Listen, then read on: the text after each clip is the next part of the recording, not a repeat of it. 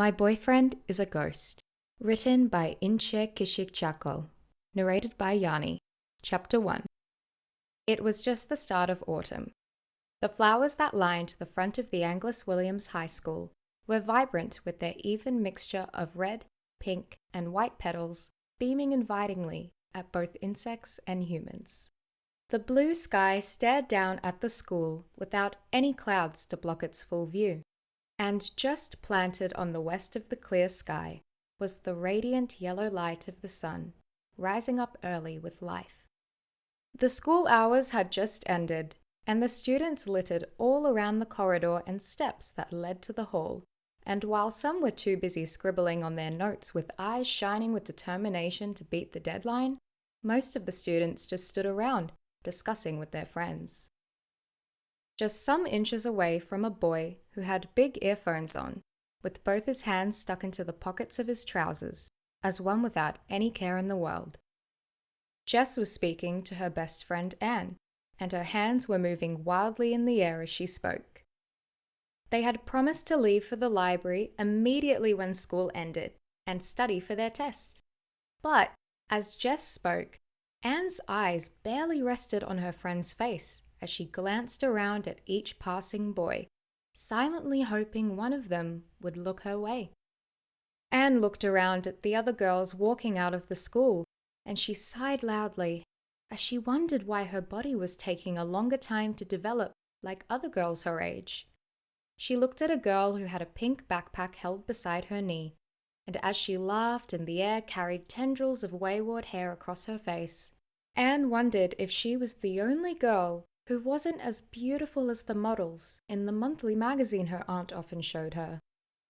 When she looked back at Jess's face and saw her short brown hair and the freckles on her nose, Anne shook her head and let out a soft laugh of self-mockery. "I don't understand how everyone else is looking very attractive except us." She didn't know she had spoken the words out. Her eyes widened when she heard the sound of her voice, and she quickly looked at Jess and smiled with some embarrassment. Jess just laughed. "There's nothing to understand, Anne. We are also beautiful in our own way. It is just different kinds of beauty." As she spoke, Jess knew she sounded like a professional, and she giggled. "It is just different definitions," she declared with an air of false authority and laughed. Even Anne was forced to laugh at the humor in her friend's declaration. "I didn't know you are an expert on good looks." Jess continued to smile. "You know what I mean." Anne's voice grew serious again. "Look, Jess, we are about to graduate." She lowered her voice. "If our kids ask if I had a boyfriend in high school, what would I say?" She pointed at Jess. "What will you also say?" Jess couldn't help laughing. "It is too early to start worrying about such things, Anne." But Anne shook her head in disagreement. "I just want someone to hold me, you know?" She turned her head around the cloud of faces around her until her eyes rested on one of the tall, muscular boys who wore the school sports jacket and spoke with 3 other boys. "Everyone's been asking me if I have a boyfriend since I was in preschool. The more time goes on, the more embarrassing the question gets." Anne shook her head again, and her eyes dropped. She heaved as she threw her hands in the air. The smile dissipated from Jess's mouth, and a flicker of frown crossed her face. "Screw their heteronormative pressure," she swore, and her eyes shone with a hint of anger. "Who says you must date in high school? Who made the rules?" She stared pointedly at Anne and didn't wait for an answer. "No one," she stated firmly. As Jess spoke, she realized her voice was rising. "There are more important things in life than some high school loser you date for a week, aren't there?" Anne stared at Jess and wondered where her friend got the big ideas she always spit out of her mouth. "No," she answered her. "There's not." Jess wondered at her friend's response, and she stared at her. A boy passed behind Anne, and Jess's eyes followed the boy as he walked on. He was the most handsome boy she had ever seen. Anne followed Jess's eyes until she turned and saw the boy. She also saw the other girls in the yard staring at the boy as he walked towards the library with a book in his hands. Anne's eyes widened as she looked at the boy's blonde hair and the tight, muscular hands that held the books with a strong grasp. "I just wish I can be his girlfriend," she said as she gazed at his broad shoulders and straight back.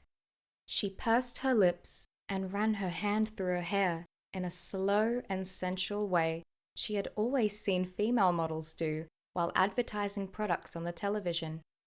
But even as she turned and twisted, the boy just kept his gaze forward and walked without looking sideways. "Where is he from?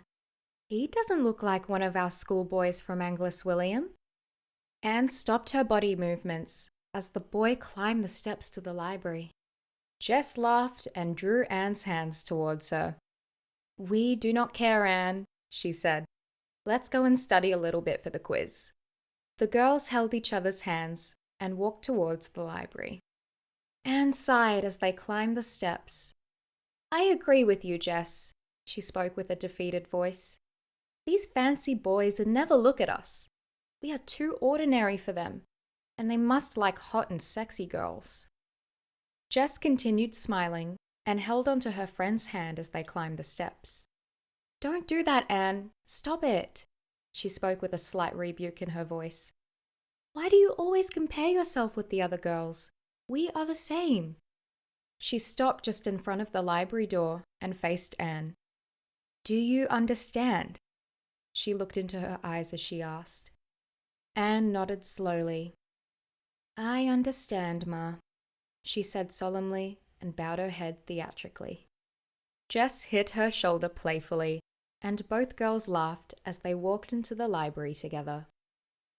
Later in the evening of that day, as Jess prepared to go to bed, she remembered Anne's words as she stood in front of the mirror.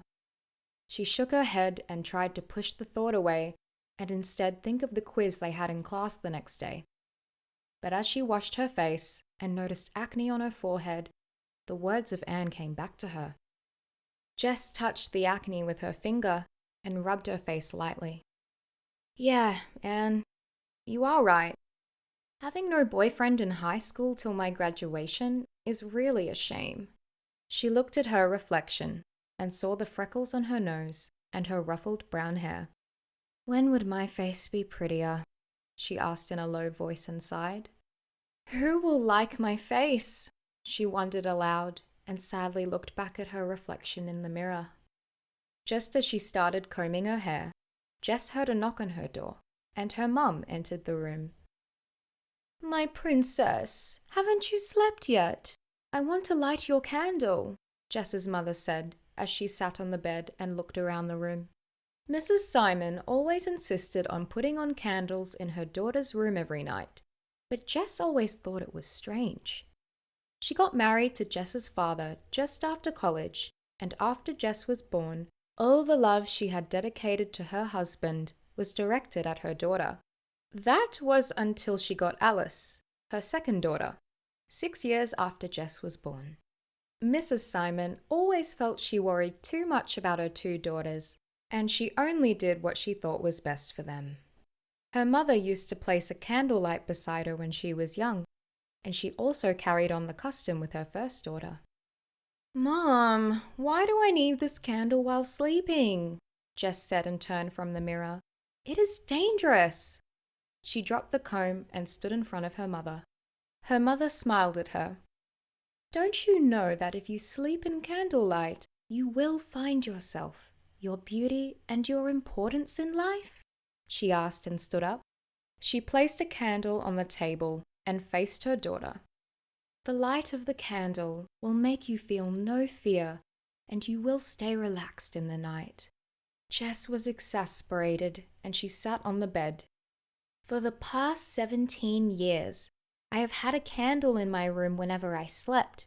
But where is the beauty now?" She stared at her hands as she spoke. "Mom, I need this beauty right now before graduation. Jess raised her head and looked at her mother with imploring eyes. But Mrs. Simon just smiled quietly. You will understand soon, my dear, she said. You will find your beauty very soon. She walked across the room and sat beside Jess. You are the most beautiful daughter, and you are a very extraordinary girl, she said and hugged her.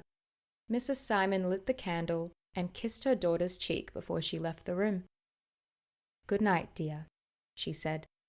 Good night, Mum, Jess returned and tucked herself into bed.